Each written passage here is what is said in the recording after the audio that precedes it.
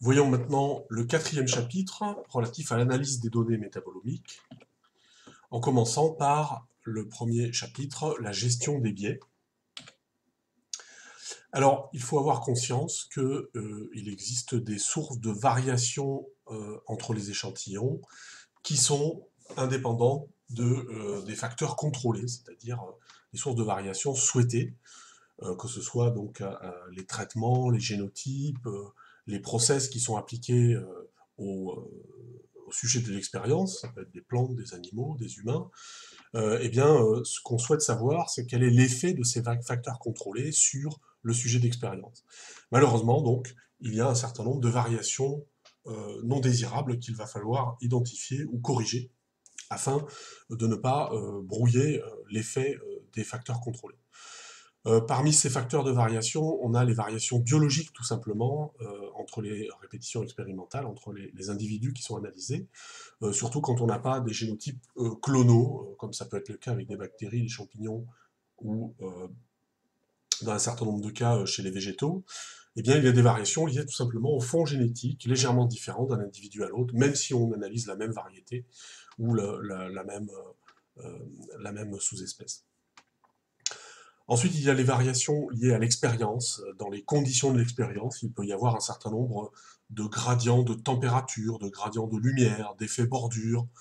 C'est très connu, notamment lorsqu'on fait des expériences au champ.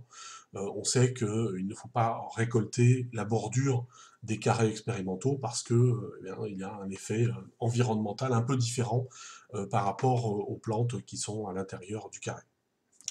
Ensuite, il y a les erreurs expérimentateurs liées aux manipulations lors du prélèvement, du broyage, de la pesée, de l'extraction, de la conservation ou de l'injection. Il y a énormément de manipulations lorsqu'on fait une expérience scientifique en biologie, et donc ce sont autant de sources potentielles d'erreurs liées tout simplement à l'expérimentateur. Il y a par ailleurs donc les erreurs systématiques ou encore pire aléatoires qui sont liées au matériel. On utilise des balances, des agitateurs, des pipettes, des seringues, etc. Et bien tout ça peut introduire un certain nombre de biais. Et puis donc deux biais qui sont spécifiques de l'analyse en métabolomique sont d'abord les contaminations systématiques, aléatoires ou par effet mémoire. Alors les contaminations par effet mémoire ont lieu lorsqu'un échantillon qui est injecté dans l'appareil d'analyse contamine l'échantillon suivant. Nous le verrons en détail tout à l'heure. Et puis, dernière chose, la dérive du signal qui est liée à la salissure donc, du cône, à l'encrassement du cône lorsqu'on travaille en LCMS avec une source électrospray.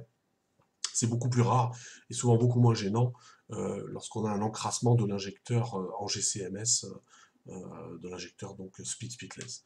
Par contre, donc cet encrassement du cône en électrospray est un problème qui fait l'objet de travaux d'ailleurs et de publications pour essayer d'y remédier. Alors la première solution pour corriger ces biais, c'est d'appliquer des bonnes pratiques expérimentales.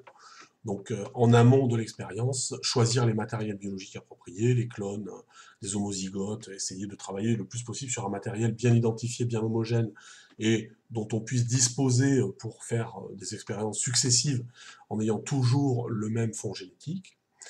Prendre en compte les gradients expérimentaux en utilisant des techniques de plan d'expérience randomisés avec une dimension aléatoire, ou au contraire, où on va essayer de gérer les effets blocs, c'est-à-dire que cette hétérogénéité des conditions expérimentales dans l'espace ou dans le temps. Procéder à un étalonnage régulier des matériels de mesure, donc là c'est toute la dimension métrologique, hein, donc cette science de la mesure qui va intervenir. Réaliser des formations des opérateurs, procéder à des opérations de nettoyage, etc., etc., etc. Donc, des bonnes pratiques générales, expérimentales, pour limiter, ou en tout cas être capable, ne serait-ce que d'identifier les biais au moment où ils se produisent. Il est difficile de faire une expérience absolument sans biais, mais ce qui est important, c'est de savoir quels sont les biais, quels sont les problèmes qui ont été introduits, de ne pas fermer les yeux là-dessus. Parmi les pratiques analytiques qui permettent de gérer les biais, un des aspects fondamentaux, c'est la production d'échantillons blancs et l'analyse d'échantillons dits blancs. Donc vous avez ici une procédure d'extraction d'un échantillon, on pèse du matériel biologique, on ajoute sur cette poudre broyée du solvant, on fait un certain nombre d'opérations, chauffage, agitation, centrifugation, et on récupère un extrait. Eh bien, l'idée est de toujours prévoir un certain nombre de tubes vides qui vont subir exactement le même traitement que les échantillons. Et donc, ils vont être contaminés, être perturbés exactement comme le sont les échantillons. Et ça va nous donner une information sur les contaminations qui se trouvent dans l'expérience et donc dans nos échantillons. Donc vous avez ici deux chromatogrammes. En haut, un chromatogramme d'échantillon. En bas, un chromatogramme d'un blanc d'extraction obtenu dans la même série d'extraction que l'échantillon lui-même. Eh bien, vous voyez un certain nombre de pics chromatographiques qui sont présents dans le blanc et dans l'échantillon. Eh bien, ça signifie que ces pics dans l'échantillon ne sont pas des métabolites intéressants, mais sont tout simplement des contaminants. Alors ici, il s'agit d'un profil en GCMS. Les contaminants, il y a des contaminants inévitables qui sont par exemple tout simplement les agents de dérivation utilisés pour la préparation de l'échantillon avant l'injection. On voit par ailleurs un certain nombre de pics qui sont présents dans l'échantillon mais pas dans le blanc. Eux sont des métabolites. Donc voilà tout simplement le type d'information que peut donner un blanc, qui est très important, et tout simplement de pouvoir trier les contaminants des métabolites. On a ici un effet mémoire donc, sur une méthode d'analyse des phytohormones.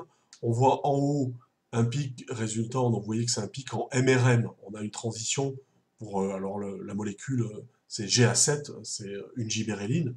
Donc sa transition MRM c'est 329 lions par an donne lion-fils 222,9. Eh bien vous voyez un beau pic bien régulier pour cette molécule dans le standard, à 8,68 de temps de rétention, eh bien, au même temps de rétention, dans le blanc, on trouve, le blanc qui a été injecté après ce standard, eh bien, on trouve également une petite trace de cette molécule. Évidemment, elle ne peut pas être présente dans le blanc.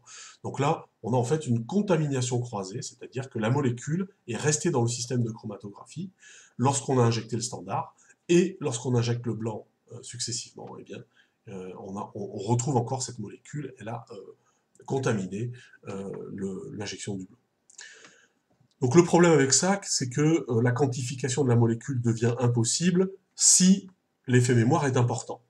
S'il est de l'ordre de 1 ou 2% de la surface des pics de l'expérience, ça n'est pas grave du tout. Simplement, c'est une erreur qui vient s'ajouter aux autres erreurs.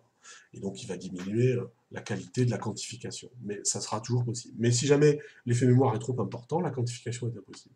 Donc, il faut trouver la source de la contamination, savoir si c'est dans l'injecteur, dans la colonne, quelque part dans le circuit de chromatographie que la molécule est coincée et qu'elle est relarguée, en fait, régulièrement. C'est quelque chose qui peut être parfois assez difficile à résoudre.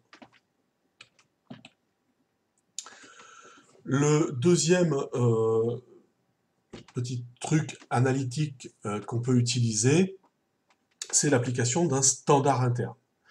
Le standard interne est une molécule qu'on ajoute en quantité égale dans tous les échantillons au moment de l'extraction. Le plus souvent, il est directement ajouté au solvant d'extraction, c'est-à-dire au tout début du processus d'extraction et de préparation donc de l'échantillon. Cette molécule va servir à corriger les variations liées à des petits biais quantitatifs qui ont pu avoir lieu entre un échantillon et un autre. Donc vous avez ici 3 échantillons. On voit donc des pics en vert qui sont la molécule qu'on souhaite doser, et le pic bleu qui correspond au standard interne. On devrait, en théorie, si tous les échantillons avaient été traités exactement de la même façon, s'il n'y avait pas eu de biais quantitatif, avoir la même intensité de pic, la même hauteur de pic, la même intégrale pour le standard interne dans les 3 échantillons. Le fait qu'il y ait des variations visibles signifie que certains échantillons se sont peut-être légèrement évaporés, ou d'autres ont été légèrement dilués, ou qu'il y a un biais ou un autre à un moment donné, de pipetage, etc., qui a introduit cette variation. Eh bien, on fait l'hypothèse que cette variation aura lieu de la même façon, dans ce cas-là, pour les molécules à doser. Et donc, on va corriger les surfaces des pics des molécules à doser pour tenir compte des variations du standard interne. Donc, c'est ce qu'on voit ici. Alors là, je vous fais une représentation graphique. On va mettre tous les échantillons au même niveau de standard interne, donc c'est la courbe en pointillé pour les échantillons 1 et 3, et vous voyez qu'on corrige d'autant, du même facteur de proportion, la hauteur des pics de la molécule à doser. Dans l'échantillon 1, ça augmente considérablement cette molécule, dans l'échantillon 3, ça la diminue. Alors, là, c'est une représentation graphique. En pratique, lorsqu'on a un tableau de données avec des aires de pic, pour appliquer cette correction, il suffit simplement de diviser la surface des pics par la surface du standard interne. On appelle ça faire une normalisation des aires de pic. Ça revient exactement à ça. Ça revient à corriger tous les pics du même facteur de proportionnalité que le standard interne. Donc on voit bien ici, si on fait l'intégration de notre molécule à doser, que dans les échantillons 1 et 2, après correction par le standard interne, eh bien, on peut considérer qu'on a la même quantité de molécules quasiment. Et puis dans l'échantillon 3, on en a très peu, voire pas du tout. Vous voyez la différence avec ce qu'on aurait conclu si on n'avait pas fait la correction par le standard interne. On aurait conclu que dans l'échantillon 1, il y avait 2 fois moins de la molécule à doser que dans l'échantillon 2. La condition pour utiliser un standard interne, bien sûr, c'est qu'il ne doit pas être présent dans les échantillons à doser, pas être natif de l'échantillon. Sinon, évidemment, on va complètement fausser la surface de son pic. Il doit être le plus proche possible structurellement et d'un point de vue physico-chimique des molécules à doser. Plus il est proche des molécules à doser, plus ces variations ont de chances de bien refléter celles des molécules à doser.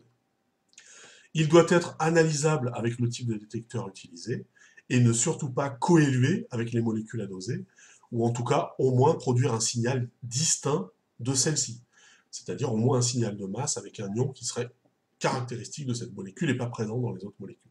Mais l'idéal est quand même d'avoir une séparation chromatographique. Tout ça pour pouvoir évidemment éviter les biais de la présence de la molécule dans l'échantillon. Donc pour conclure sur cette partie, le standard interne, c'est un mouchard qui permet de détecter les échantillons suspects, par exemple dégradés ou renversés, ou pour lesquels il y a eu un problème de volume.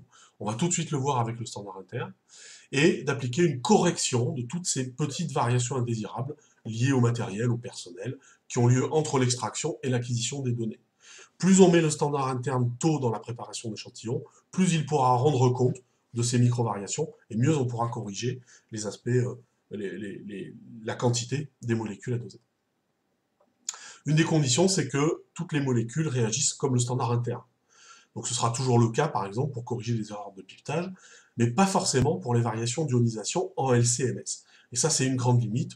Le standard interne fonctionne très bien en GCMS, parce qu'il n'y a pas autant de problèmes d'ionisation qu'en LCMS, en électrospray, mais il ne fonctionne pas en LCMS. On utilise d'autres techniques pour corriger les variations entre échantillons, qui sont liées notamment à l'encrassement de la source. Un élément justement clé de la correction des biais, c'est l'utilisation du QC, ou Quality Control. Donc je le redis, c'est un échantillon moyen qui est issu du mélange à part égale de tous les échantillons à analyser. Donc on prend un peu de chaque échantillon, on en fait un pool, et on va réaliser un certain nombre d'extractions sur ce pool, un certain nombre d'opérations de mise au point. L'intérêt, c'est qu'il est abondant et représentatif de l'expérience. Une chose qu'on peut faire avec le QC, c'est d'essayer de détecter les problèmes liés à l'encrassement de la source. Donc comme je le disais, au fil des injections d'échantillons, la source électrospray s'encrasse, et le signal diminue, mais de façon non linéaire, c'est-à-dire qu'on ne peut pas corriger simplement en appliquant une droite de régression. La perte de sensibilité est très forte au début, puis elle se stabilise après quelques dizaines d'injections. Donc en fait, la comparaison des échantillons est faussée selon leur ordre d'injection. Vous avez ici une image qui vous montre l'encrassement de la source. Vous voyez une trace un peu brune à l'endroit où de l'échantillon s'est déposé. Ça peut même, si on ne nettoie pas régulièrement cette partie, donc ça, ce qu'on appelle le cône, c'est la partie de la source électrospray qui ouvre vers l'analyseur de masse. C'est par ce petit trou au milieu du cône, cette pièce métallique, que passent les ions qui vont arriver dans l'analyseur de masse. Donc pour ça, on peut utiliser deux corrections. La première, c'est de provoquer volontairement l'encrassement en injectant plusieurs fois du QC, par exemple 20, 30 fois, avant d'injecter les échantillons. L'avantage, c'est que bien qu'on perde en intensité de signal, on gagne en linéarité. On arrive à un moment où l'encrassement se stabilise, en fait, et le signal se stabilise, la source est encrassée, on ne peut pas tellement l'encrasser plus, et c'est à ce moment-là qu'il faut injecter les échantillons, puisqu'il n'y aura presque plus de biais liés à l'encrassement de la source. La deuxième solution, c'est d'injecter régulièrement, alors ces deux solutions ne s'excluent pas l'une l'autre, en fait on fait les deux, le pool, le QC, donc, entre les échantillons, par exemple, tous les 5 à 10 échantillons, on réinjecte le QC, et ensuite on utilisera un traitement informatique, un traitement algorithmique, en fait on appliquera un lissage, une fonction de lissage ou une fonction de régression pour corriger la dérive du signal pour chacune des molécules en utilisant la dérive du signal qui est observée dans le QC. Il existe toute une littérature avec des procédés, des algorithmes et des équations un peu différentes pour essayer de gérer ce problème, qui est un véritable problème en métabolomique par LCMS, puisqu'on a souvent des séries d'échantillons très longues, il n'est pas rare d'analyser entre 50 et 300 échantillons dans une expérience. Évidemment, si on a des problèmes d'encrassement de la source et de perte de signal au fil des injections, cela peut complètement fausser les résultats de l'expérience. Donc c'est un problème qui n'est pas du tout trivial ni négligeable en LCMS. D'autre part, on peut fonctionner, comme on dit, en batch, c'est-à-dire en lot d'échantillons. On ne va pas injecter nos 300 échantillons d'un coup, on va en injecter 50, puis 50, puis 50, etc. Donc on fait des lots, donc des batchs, et entre chaque lot, on nettoie la source. Le problème, c'est que du coup, on récupère le signal. La source est propre, etc. Donc là aussi, il doit y avoir une correction du signal qui se fasse pour chaque lot analysé, pour chaque batch.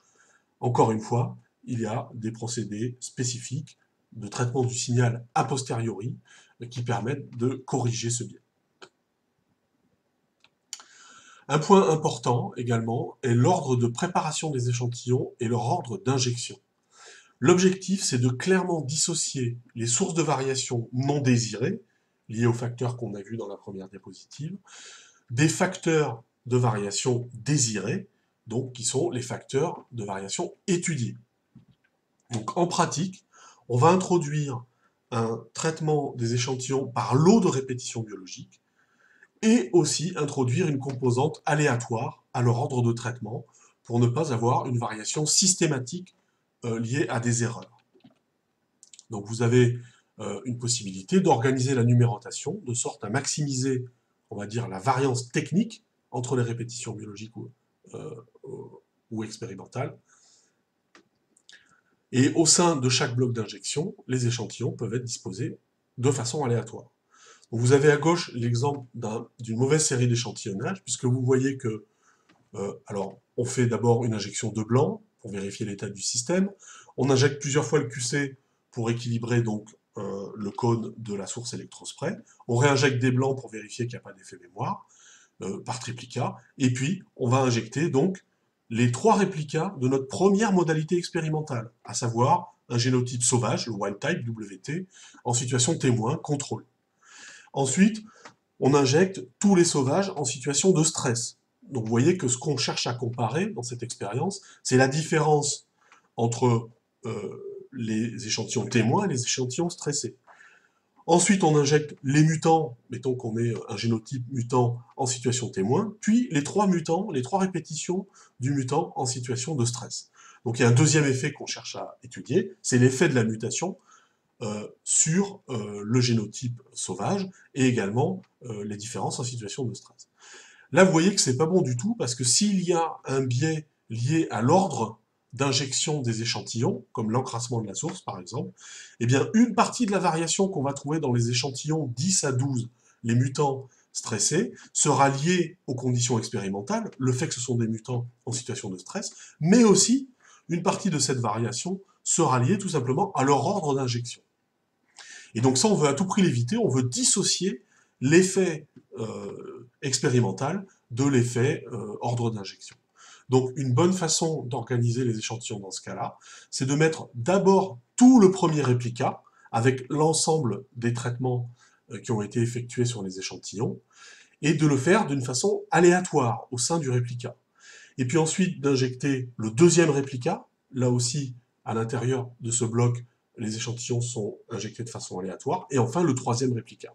On maximise la variance entre les répétitions biologiques, et donc on va pouvoir, en quelque sorte, obtenir les variations liées au traitement effectué de façon indépendante des variations liées à l'ordre d'injection. Lorsqu'on utilise des gamma-étalons pour un dosage quantitatif, il faut également les injecter régulièrement, de sorte à vérifier qu'il n'y a pas de dérive quantitative du signal et à pouvoir corriger éventuellement cette dérive en appliquant une fonction de régulation pour quantifier les molécules dans les échantillons. Abordons maintenant le deuxième chapitre concernant le traitement des données brutes, avec des notions de déconvolution et de structure des données. Donc un chromatogramme est un diagramme à deux dimensions avec en abscisse le temps de rétention des molécules et en ordonnée l'intensité du signal. On voit que la courbe qui constitue les pics n'est pas parfaitement lisse, elle est constituée en fait d'une série de points. Et la durée, le temps qui s'est écoulé entre deux points est la durée d'un scan, c'est-à-dire c'est le temps qu'il a fallu au spectromètre de masse pour produire les données, donc c'est-à-dire réaliser les opérations qui lui ont été demandées, par exemple faire un balayage entre deux masses, ou bien faire une série de MRM, ou une série de CIR, ou une série de Doppler scan. Dans tous les cas, on appelle ça une durée de scan. À chaque point de la courbe est généré un spectre de masse, et donc on peut se le représenter en faisant un clic droit à un endroit de la courbe, on va voir le spectre de masse qui est associé à ce temps de rétention, mais on peut aussi le représenter dans une troisième dimension, donc avoir les masses dans un axe Z, les rapports M sur Z, et pour chaque point d'acquisition, il existe un spectre de masse. Donc en fait, on a des données en trois dimensions, temps de rétention, intensité et rapport masse sur charge. Donc voilà exactement à quoi ressemblent les données issues d'une analyse LCMS ou GCMS. Et explorer ces données, les comprendre, les décomposer, ça va consister à travailler dans ces trois dimensions, et en particulier à faire soit des chromatogrammes en positionnant donc le curseur à une masse donnée, par exemple ici l'ion 603, et à montrer donc le chromatogramme correspondant. On voit donc ici, là où il y a des pics, eh bien, toutes les molécules qui, dans leur spectre de masse, contiennent un ion 603. On peut également faire des tranches perpendiculaires, et à ce moment-là, on affichera le spectre de masse à un temps de rétention donné.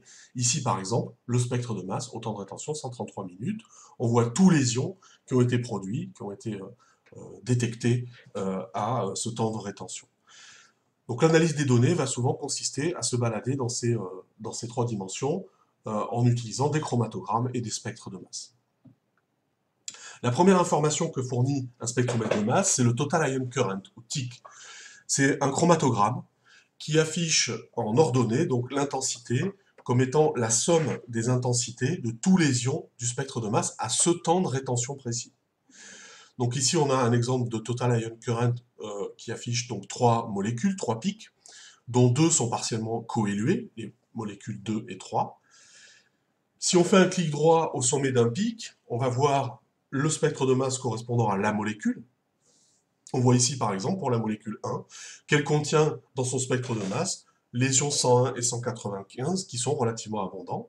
Eh bien, on peut afficher le XIC ou l'EIC, c'est-à-dire l'Extracted Ion Chromatogramme de cet ion 101. Donc, c'est la courbe rouge ici, qui montre uniquement la courbe de l'ion 101. On s'aperçoit qu'il y a un pic au niveau de la molécule 1 et de la molécule 3, ça signifie que ces deux molécules, lorsqu'elles sont ionisées, produisent un ion 101. En revanche, la molécule 2 ne contient pas l'ion 101 dans son spectre de masse. Et ça, c'est vraiment très intéressant parce que ça va permettre éventuellement d'isoler certains ions pour les intégrer et pouvoir quantifier une molécule qui est coélue avec une autre molécule en utilisant simplement un ion qui est unique à cette molécule. Ici, pour la molécule 3, on pourrait utiliser l'ion 101. Si on regarde le XIC de l'ion 195, on s'aperçoit qu'il est présent dans les trois molécules, donc il sera moins pertinent si on souhaite isoler le signal de la molécule numéro 3. Donc ce qu'on voit ici, c'est le début de ce qu'on appelle une déconvolution, c'est-à-dire une décomposition d'un signal complexe, le Total Ion Current, en signaux plus simples, donc des XIC, Extracted Ion Chromatogram. Il faut préciser à ce stade donc les représentations, les affichages que fournissent les logiciels de spectrométrie de masse. Donc voici euh, un véritable chromatogramme donné par un des logiciels qui s'appelle MassLynx, qui est un logiciel du constructeur Waters. On voit en bas le temps de rétention. Vous remarquez qu'on a zoomé sur une plage de temps entre 8 minutes 80 et 9 minutes 60 ici. En ordonnée, l'intensité qui correspond donc à un 100% au maximum, donc c'est une intensité relative. Si je zoome ou si je dézoome, eh bien, le chromatogramme va ajuster la hauteur de façon à mettre à 100% le pic le plus élevé dans la fenêtre qui est observée. Vous voyez également en haut à gauche le nom de l'échantillon et son identifiant. C'est cet identifiant qu'il faudra regarder lorsqu'on montrera en particulier des séries de chromatogrammes qui sont empilés les uns sur les autres pour savoir s'il s'agit du même échantillon ou d'échantillons différents. Il faudra bien regarder ce chiffre rouge, donc l'identifiant de l'échantillon. En haut à droite, on nous indique le mode d'acquisition, mode positif ou négatif en LC, en LCMS, et puis s'il s'agit du TIC ou d'un ion particulier, donc d'un XIC. Dans le cas où il s'agira d'un XIC, on verra simplement l'ion, la masse de l'ion. Et dessous, enfin, vous avez l'intensité maximale absolue de la fenêtre, donc c'est en puissance de 10, donc ici ce sera 2,64 10 puissance 6. Ça correspond à la hauteur du pic de base dans cette fenêtre. Donc là, on a une idée de la hauteur absolue de ce pic de base. Enfin, au-dessus de chacun des pics qui est repéré par le logiciel, vous avez son temps de rétention au sommet, le sommet qu'on appelle également apex, et puis l'ion le plus intense du spectre de masse à ce temps de rétention-là. Donc vous voyez, à 9,42, on a un pic avec une molécule, et dans le spectre de masse au sommet de ce pic, l'ion 318 est l'ion le plus abondant. Voyons maintenant une série de chromatogrammes empilés, comme je le disais tout à l'heure. Vous remarquez à gauche qu'il s'agit du même échantillon, hein, il a exactement le même identifiant, simplement on en a différentes représentations. Chacun des chromatogrammes qui est présenté, en fait, correspond à un XIC pour un ion différent. On voit l'ion en haut 362,327, l'ion 318,3, l'ion 230, etc., etc. Donc ça correspond en fait à une espèce de déconvolution manuelle de cet échantillon. On repère l'ensemble des XIC qui sont présents dans cet échantillon. Notez qu'on peut également adopter une représentation de XIC superposé ou de chromatogrammes TIC superposés de différents échantillons, par exemple. Donc c'est juste une convention d'affichage. On peut les mettre à la même échelle. Donc cette fois, on verra que certains ions, ici, certains ions de XIC sont plus abondants que d'autres. Remarquez que chaque échantillon est représenté par une couleur différente, ou chaque XIC est représenté par une couleur différente. Et puis à droite, on peut simplement mettre ça en échelle relative, de sorte que chacun des ions, chacun des pics, soit à 100%. Et donc, l'intérêt, ce sera de voir si ces molécules, si ces ions sont alignés ou pas, c'est-à-dire si leurs sommets coïncident. Bon, donc on va y revenir juste après. On peut également empiler des spectres de masse. Ici, vous remarquez que ce sont des spectres de masse en continuum. En abscisse, on a les masses. J'ai zoomé ici entre les masses 339 et 342. Et puis, en ordonnée, les intensités. Vous avez également les identifiants des échantillons. Donc on voit ici qu'il s'agit donc des spectres de masse pour deux échantillons différents. Il y en a un qui a le numéro 21, l'autre le numéro 22. En haut à droite, le mode d'acquisition et l'intensité maximale absolue de la fenêtre. Bon, ce qu'on appelle une déconvolution va consister d'abord à repérer tous les ions dans tous les chromatogrammes. Ensuite, à aligner ces ions, c'est-à-dire à déterminer quels sont les couples temps de rétention ion, XIC, qui représentent la même molécule dans tous les échantillons. On verra que ce n'est pas si facile parce qu'il y a des petits décalages sur le temps de rétention et des petits décalages sur la masse. Et enfin, 3, associer les ions qui sont produits par la même molécule de façon à reconstituer un spectre déconvolué de chaque molécule, c'est-à-dire un spectre ne contenant que les ions de cette molécule. Donc pour la première étape, repérer tous les ions contenus dans un chromatogramme, on va faire un petit exercice. Imaginez que vous avez donc ce chromatogramme, donc en abscisse, le temps de rétention, en ordonnée, l'intensité. Pour l'échantillon numéro 20, eh bien, combien y a-t-il de pics lorsqu'on affiche le total ion current, le TIC, de cet échantillon. Et bien là, on pourrait dire qu'il y en a peut-être 3, il y en a 3 qui sont évidents, au temps de rétention 9,19 minutes, 9,29 minutes et 9,42 minutes. Mais on pourrait peut-être considérer qu'il y a également un pic à 9,57 et un autre pic à 8,89. Donc 3, 4 ou 5 molécules. Mais il faut garder à l'esprit qu'il y a peut-être, caché dans le bruit de fond, d'autres molécules. Et en effet, si on affiche un certain nombre de XIC pour cet échantillon, et qu'on les empile, eh bien vous voyez ici qu'il y a beaucoup plus d'ions que ce qu'on pouvait croire. Et si on regarde les ions qui sont alignés, eh bien on a une première molécule qui contient au moins 2 des ions qui sont affichés ici, l'ion 643 et l'ion 905, vous les voyez en bas à droite, pour la molécule numéro 1. La molécule numéro 2 serait représentée par un seul ion qui est à 240, qui aurait une masse de 245, etc., etc. Mention spéciale pour la molécule numéro 6, qui est représentée par 4 ions, ici. Donc 585, 805, 423 et 405, etc. Et donc, si on fait ça, on se rend compte qu'il y a probablement beaucoup plus de pics. Ici, on arrive à identifier 11 molécules, en fait.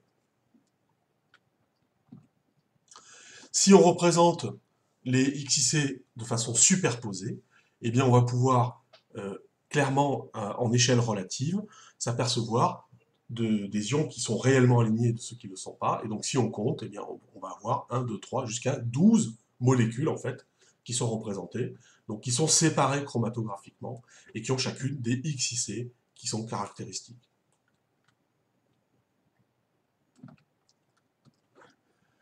Une difficulté pour faire ce travail de repérer donc les différents ions et les différentes molécules, c'est que ni les pics chromatographiques ni les pics de masse ne sont des courbes parfaitement lisses. En fait, il y a des artefacts, il peut y avoir des épaulements, il y a des irrégularités, donc qui parfois sont liées à des molécules très proches, soit coéluées, soit ayant presque la même masse, ou qui peuvent être liées donc à des problèmes d'acquisition ou à des problèmes de limite de détection.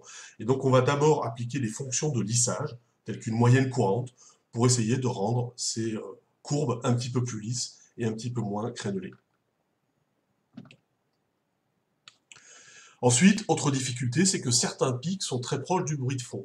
Donc il faut trouver une limite. Donc on doit définir ce qu'on appelle un seuil de rapport signal sur bruit, au-delà duquel on considère qu'il y a effectivement un pic. Vous avez un exemple ici de différents signaux pour différents XIC.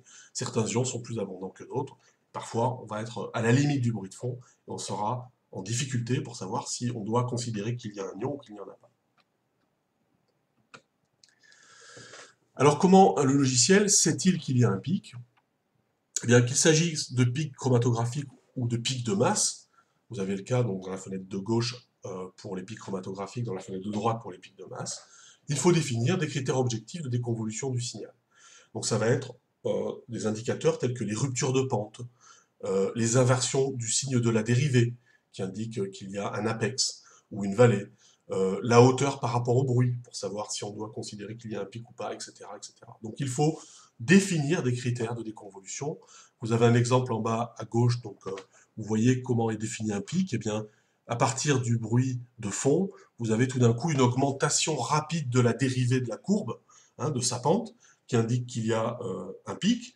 Ensuite, vous avez une inversion, un changement du signe de la dérivée, qui signifie que on passe d'une dérivée positive à une dérivée négative, donc il y avait un pic à cet endroit-là.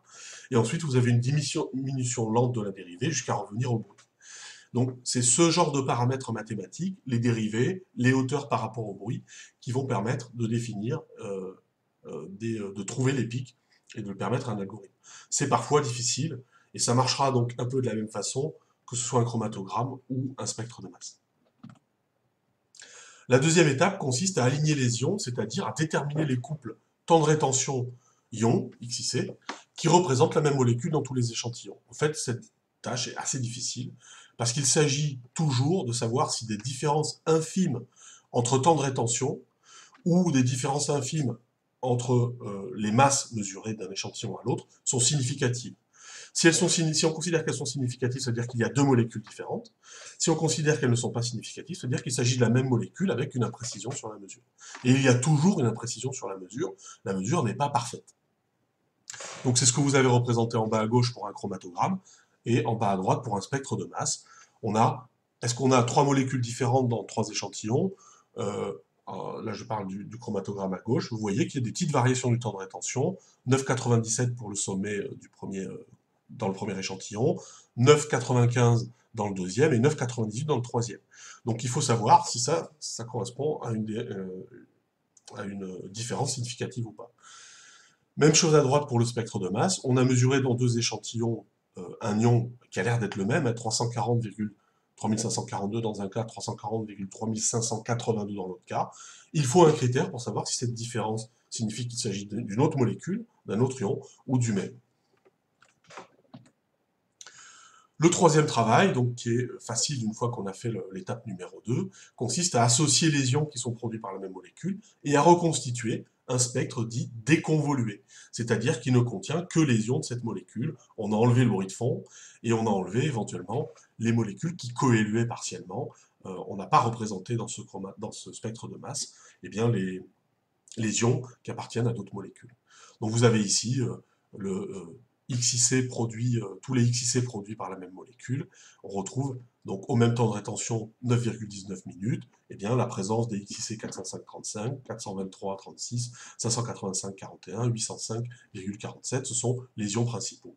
Donc évidemment, selon comment on a paramétré l'algorithme, eh bien il va détecter plus ou moins d'ions et de façon plus ou moins pertinente dans un spectre déconvolué. Alors, il existe des logiciels commerciaux ou open source qui font ça, pour faire ces déconvolutions automatiques. Donc, on a le logiciel Chromatoph pour la GCMS, c'est l'appareil dont on dispose sur la plateforme et qu'on va utiliser en travaux pratiques. Progenesis qui fait la même chose, des déconvolutions non ciblées pour la LCMS des appareils de chez Waters. TargetLinks qui fait de la déconvolution ciblée pour les LCMS de Waters. Et puis, il y a des solutions open source gratuites comme XCMS, qui est vraiment la référence. C'est un ensemble de packages donc, qui s'applique sous R et qui va faire de la déconvolution des signaux GCMS ou LCMS avec des paramétrages plus ou moins compliqués. Et il y a également une solution en ligne qui s'appelle Workflow for Metabolomics. Cette fois, la déconvolution est faite avec les mêmes algorithmes que XCMS, mais sur un serveur distant, sur lequel donc on va uploader les données GCMS ou LCMS.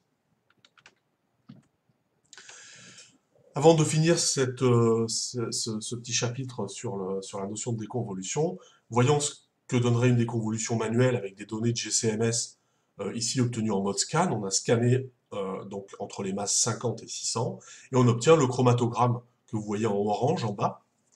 Donc le chromatogramme qui est figuré ici est le TIC, Total Ion Current, et il s'agit d'un extrait méthanolique d'apex de pêcher, donc de jeunes feuilles, de jeunes pousses de pêcher.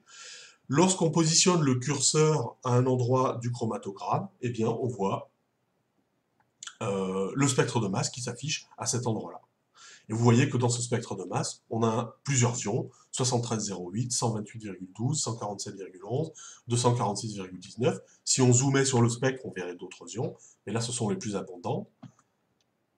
Eh bien, l'objectif de la déconvolution manuelle, ça va être de trouver pour chaque molécule du chromatogramme un ion qui peut servir à l'intégration du signal pour le quantifier sans être gêné ni par le bruit de fond, ni par les molécules proches ou coéluées. Cet ion, on l'appelle l'ion modèle. Il doit avoir les caractéristiques suivantes: être abondant, c'est-à-dire être un des pics majeurs du spectre de masse, pardon, il y a une erreur ici, de façon à ce qu'on puisse gagner le plus possible en signal, et qu'on puisse se placer suffisamment loin, suffisamment haut, par rapport à la limite de quantification de l'appareil. Donc on ne va pas choisir un ion qui est très peu abondant, on va choisir un ion qui est abondant. Mais il doit aussi être unique, c'est-à-dire gaussien, sans épaulement et sans être présent dans les molécules adjacentes. Donc ici, si je zoome sur le pic qui nous intéresse, j'affiche son spectre de masse donc au sommet du pic. Eh bien, si j'affiche maintenant le XIC de l'ion 246,2, qui est affiché en vert, vous voyez qu'il se superpose donc au chromatogramme du TIC en orange, en bas, eh bien vous voyez que ce chromatogramme vert montre un seul pic unique, parfaitement gaussien, qui n'est présent que dans le spectre de cette molécule. Donc c'est un ion qui serait très intéressant pour réaliser la quantification de cette molécule. Ce serait l'ion modèle, puisqu'il est à la fois abondant, c'est un des pics majeurs du spectre de masse, et unique dans sa zone de rétention.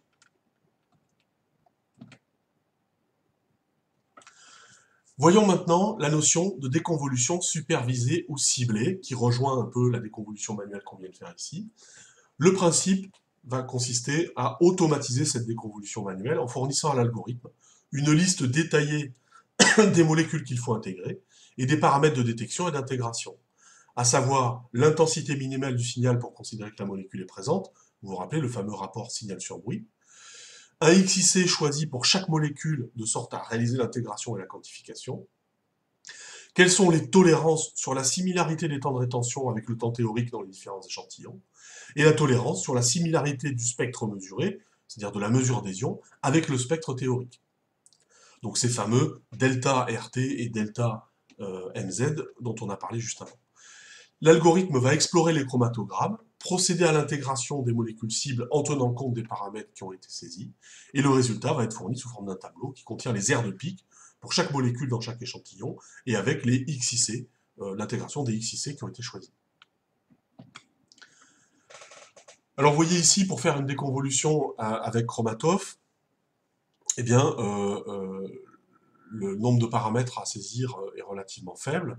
Vous avez donc le nom de la molécule, son temps de rétention théorique, le XIC que vous avez choisi pour réaliser l'intégration, c'est-à-dire la quantification, la déviation tolérée du temps de rétention par rapport au temps de rétention théorique, le résultat de l'intégration à renvoyer, c'est souvent l'air sous la courbe, quasiment toujours, je mentionne parce que ça peut arriver, on peut aussi renvoyer la hauteur du pic, c'est beaucoup moins bien corrélé à la quantité, donc on ne le fait pas.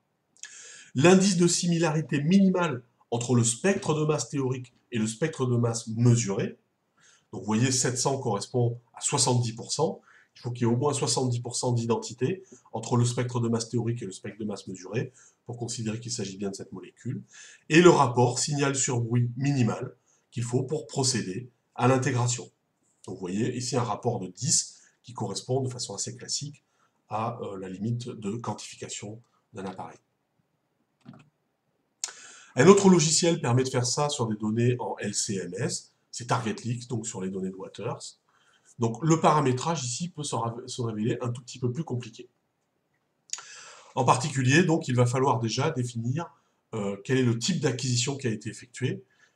Est-ce qu'il s'agit d'un MRM, d'un CIR ou d'un scan? Donc il va falloir utiliser une nomenclature différente pour indiquer au logiciel qu'il s'agit d'une fonction MRM qu'on doit analyser, une fonction CIR ou une fonction scan. L'interface est comme ceci. Vous avez ici à gauche le composé qui est la violaxanthine, mettons. Vous saisissez son nom dans la grille de droite, dans le premier onglet ici.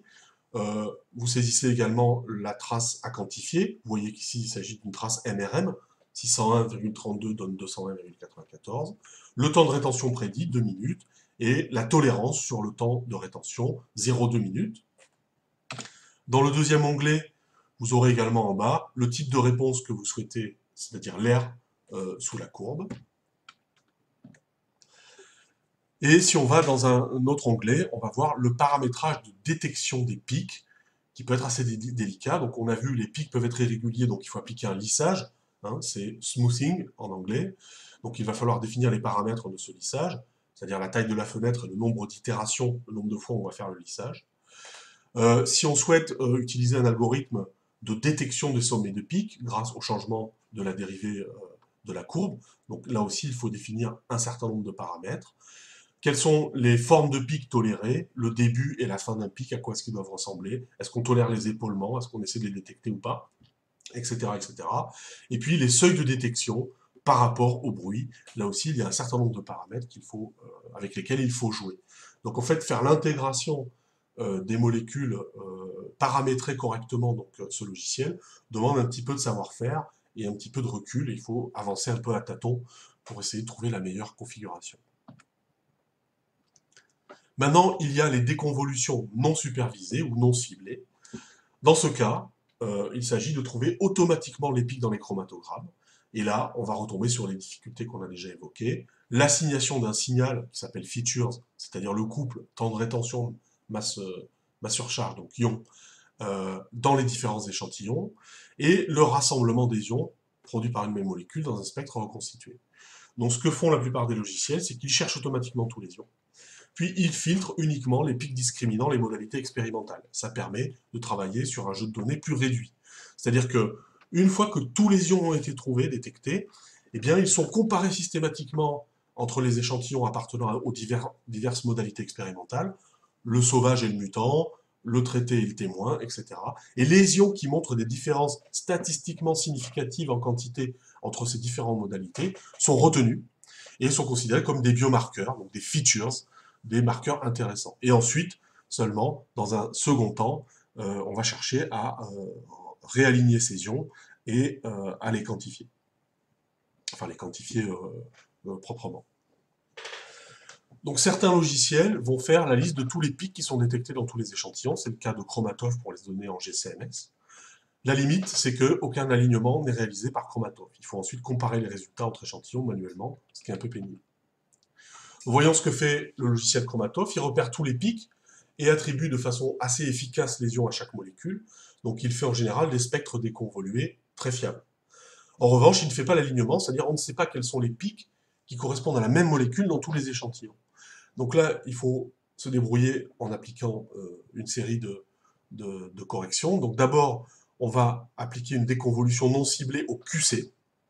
Donc on va faire le QC, cette déconvolution non supervisée sur le pool, qui a l'avantage de contenir tous les métabolites de l'expérience. Donc vous voyez encore un nouvel usage de ce fameux échantillon QC. Et à partir de cette déconvolution, on va créer une méthode ciblée avec tous ces pics, et ensuite appliquer la méthode ciblée aux échantillons. Donc en fait, on revient à une méthode ciblée en passant par une méthode non ciblée sur le QC. Donc vous avez ici les différentes étapes avec la déconvolution non ciblée du QC. Vous voyez les paramètres qu'on peut utiliser. Donc on a le rapport signal sur bruit minimum, le nombre d'ions par spectre reconstitué au minimum, l'intégration réalisée sur un XIC. Donc on va choisir non pas le TIC mais un XIC. On verra après qu'on peut choisir, pour chaque molécule, il faudra indiquer quel ion on utilise. Par défaut, le logiciel va prendre le XIC le plus intense du spectre de masse. La tolérance sur les masses, qui dépend de la résolution du spectromètre. Ici, on est en basse résolution, donc on a une tolérance de 0,5 Dalton.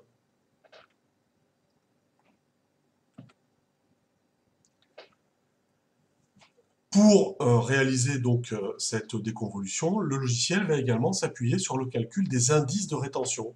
Vous vous souvenez qu'ils sont plus stables que les temps de rétention.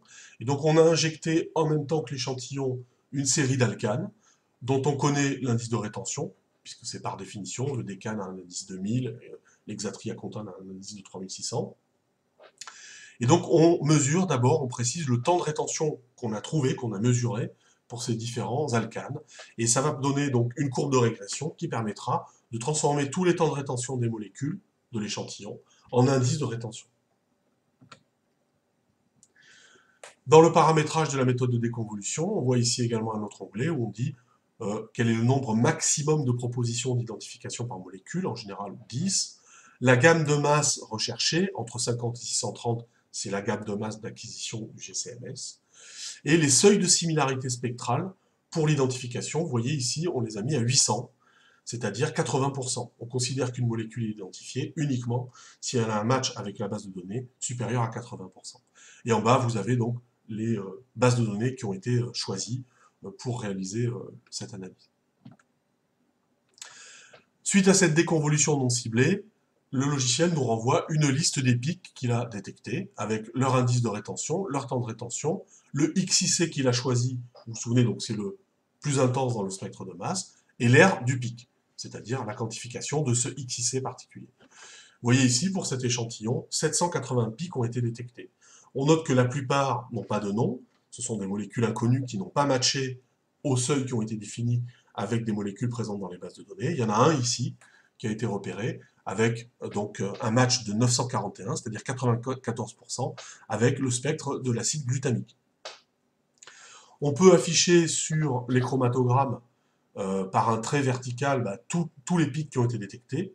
Vous voyez, les 787 pics, ça devient tout noir, on dirait un code barre, c'est-à-dire tellement il y a de molécules qui ont été identifiées dans ce chromatogramme. Et si on fait un zoom, eh bien on voit qu'il y a certaines molécules qui sont identifiées qu'on retrouve dans le TIC assez facilement. Hein, ce sont tous les pics en orange là qui sont faciles à voir, mais vous voyez aussi que dans des endroits où on a l'impression qu'il n'y a rien, il a aussi trouvé des pics, donc grâce à cette déconvolution, en allant chercher les ions uniques.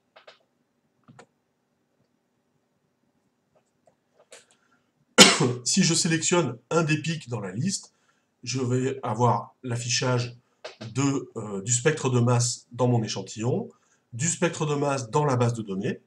Je vois ici que les deux spectres de masse se ressemblent beaucoup. Et en bas, donc, je vais avoir un zoom automatique sur cette molécule. Et je vais également pouvoir accéder aux différents hits dans la base de données, dans les bases de données. Vous voyez qu'il y a 10 propositions qui sont faites, ce sont toujours les mêmes. Donc ça signifie qu'effectivement, on a très probablement ici l'acide glutamique. À partir de cette liste, eh bien, manuellement, je vais devoir remplir un tableau de méthodes de référence. Donc ça, c'est quelque chose qui est long et assez pénible. Eh bien, je vais choisir les noms des molécules. Je vais donc importer directement leur temps de rétention absolu, mais je vais choisir également leur XIC. Donc je vais décider si le XIC qui a été choisi automatiquement par l'algorithme est bon, ou si j'en souhaite un autre qui serait plus unique, par exemple, moins sujet à de mauvaises intégrations dues à la présence de molécules coéluantes. Et ensuite, je vais intégrer tous les chromatogrammes avec cette méthode. L'outil qui est le plus souvent utilisé pour faire une déconvolution non supervisée s'appelle XCMS. Donc c'est un ensemble de packages sous R, donc dans ce langage de programmation statistique qui est R, qui va utiliser un certain nombre de fonctions pour pas à pas procéder à la déconvolution du signal et à l'identification des molécules. Donc on ne va pas rentrer dans les détails, mais on va simplement regarder la logique du workflow de XCMS. Il va d'abord identifier les pics, c'est-à-dire extraire les XIC, les ion chromatogrammes. Donc ça, c'est la fonction XCMS7 dans le cadre rouge, là, qui fait ça. De façon à trouver tous les ions. Ensuite, il va grouper ces ions pour voir si ce sont les mêmes dans les différents échantillons. C'est la fonction groupe. Ça, c'est quelque chose qui peut être assez délicat. Et en parallèle, il va faire une correction des temps de rétention, donc en appliquant une fonction de régression qui va lui permettre de détecter si les décalages de temps signifient qu'il y a plusieurs molécules, ou ça signifie que c'est la même molécule qui a légèrement été décalée dans différents échantillons. Vous voyez des va-et-vient entre ces deux étapes, de façon à obtenir à la fin les ions groupés qui appartiennent à la même molécule dans tous les échantillons. Ensuite, ça c'est le cadre bleu et vert pointillé. Ensuite, il y a le cadre orange qui consiste à remplir les trous. C'est-à-dire que le logiciel va rater un certain nombre de pics, ou bien il va attribuer une valeur 0 à certains pics qui ne sont pas du tout détectés, à certains ions qui ne sont pas du tout détectés. Donc pour éviter d'avoir des zéros, eh bien, on va intégrer du bruit de fond. Et ça, c'est la fonction fillPix qui fait ça. L'idée de ne pas avoir de zéro est très importante. On évite toujours les valeurs nulles dans les tableaux de données, parce que lorsqu'on fait des tests statistiques ensuite, eh bien, ça implique de faire des multiplications et des divisions sur les valeurs du tableau. Et lorsqu'on multiplie par 0, on obtient 0, c'est-à-dire que les zéros ont tendance à se propager au fil des calculs. Et au moment où il faut diviser, eh bien, on ne peut pas diviser, parce qu'il est impossible de diviser par 0. Donc à la place des valeurs nulles, on mettra toujours des valeurs arbitrairement petites, et si possible, la moins arbitraire, ça va être la valeur du bruit de fond. Pour dire qu'une molécule, qu'un ion n'est pas présent, qu'une molécule n'a pas été détectée, on va plutôt mettre la valeur du bruit de fond. Donc ça, c'est le cadre orange. Et puis, dans le cadre violet en pointillé, on a un certain nombre d'opérations d'affichage des résultats et aussi d'utilisation du package caméra qui va permettre d'annoter les adduits et les isotopes et les fragments, et donc de regrouper, ça c'est pour les analyses en LCMS, de regrouper les ions qui en fait ont été produits par la même molécule et qui donc sont constitués par différents adduits, fragments ou isotopes. Donc voilà à quoi ressemble la programmation avec XCMS. Vous voyez qu'on définit, on a des fonctions avec en bleu les différents paramètres qu'il faut rentrer, et ce paramétrage est un peu délicat. ça demande un peu de pratique, et on peut y aller à tâtons. Alors, il existe des paramétrages un peu typiques qui peuvent être utilisés pour les types de données, mais c'est toujours la partie la plus délicate, c'est de paramétrer ces logiciels. À la fin de la déconvolution, on obtient un tableau de résultats, c'est-à-dire une liste d'individus donc, que vous avez représentés à gauche par des numéros qui sont décrits donc, par leur descripteur, les variables contrôlées. Donc c'est le nom des échantillons, ce qu'ils contiennent. Donc ça, les individus sont en ligne. En colonne, les différentes molécules qui ont été identifiées, analysées. Et à l'intersection des deux, dans les cases, eh bien, l'aire de la surface des pics, donc du XIC choisi pour chacune des molécules. Et donc ça, c'est le tableau de données brutes.